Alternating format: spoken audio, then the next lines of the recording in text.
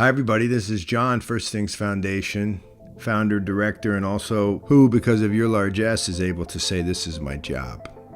Thank you for everything you've done for us, for giving us a support system, and for taking your hard-earned dollars and allowing us to put them to use around the world, little by little. Thank you. At First Things, our work is about connecting field workers, the people we send into the field, with local people who live all around the world in what we would think of as tough neighborhoods in the West. So basically what our guys do is they go in and they know the culture. They learn the local language, and when they do this, they immerse. And when people immerse, and they do it right, mud huts, adobe homes, simple living at poverty level, when they do this, something happens to them.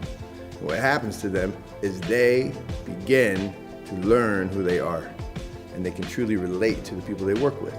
Then, together, we find really amazing people who have really good ideas, and those people become our impresarios.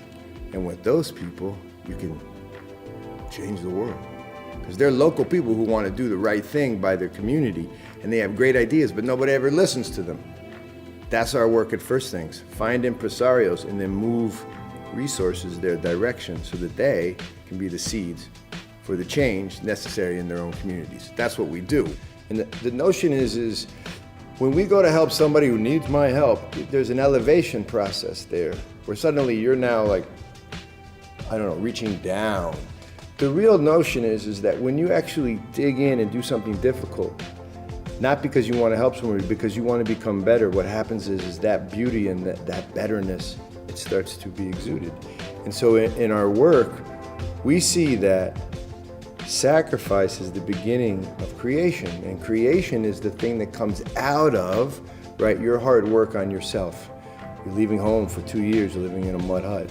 And so what really is happening is there's various types of sacrifice. Those are the kind that I commit, maybe I go over and leave my family and go with, but the folks we work with, they have to sacrifice too. They do it differently. They do it within their own community. They spend time working with us, people that are unknown to them. They take risks, but they also put in all the effort for their own project, and then we support them by helping them build capacity. Finally, there's another way to sacrifice. Not everybody can go overseas. Not everybody's stuck in a tough situation trying to create a project to save their life or to help the community around them. Some people are blessed to have money. And sometimes the sacrifice that's most difficult is the one right in front of you. Parting with something that is material and that has value. That's a sacrifice. That matters. And that's the beginning of a positive creation in the world, which we call small project development. So what happens to your dollar or your $10 or your $10,000? What happens? Well, fundamentally what happens is we move money, resources, people's expertise to our impresarios. Those are people who we've identified in these tough neighborhoods who have great ideas. So what happens? Well, the money goes and it's invested into the best ideas of the local community. Take Francis in Sierra Leone.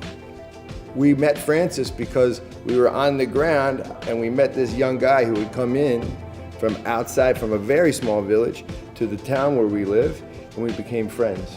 He said, you got to come out to my village. If you don't come out to my village, then you won't be able to see this project I'm working on. It was a well project.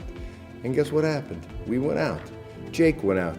He took your money, got on a very, very rickety bus, went out to the village, spent many nights learning about the community, came back and figured out all the little in-betweens that were necessary for Francis's well project. And today that village has water.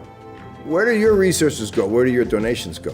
What happens? Well, basically there's two fruits, two flowers.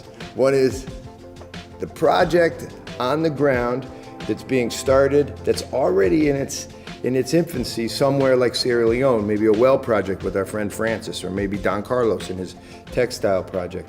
That project itself will receive money as needed, and that's one fruit, and that's a beautiful fruit, because that's to the people we're serving. But the other fruit, the other beautiful flower, is that your resources will go to the people we send, Americans, whose lives are fundamentally changed by this experience, and then they come back and seed all of that stuff.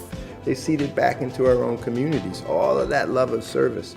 and they become changed, not unlike the projects and how they change people locally. So 2 fruits, 2 flowers, it's pretty much always those 2 things in our work. Does anyone else get changed? Well, ideally, there's a 3rd person that gets changed, right? And that's you, on some level. Stay close to us. We'll tell you all about where your dollar went. We're not some massive corporate foundation. We got a restaurant. We set people at our table and come have a drink with us. That's how we roll. And hopefully, this also changes you, the donor. That's the idea.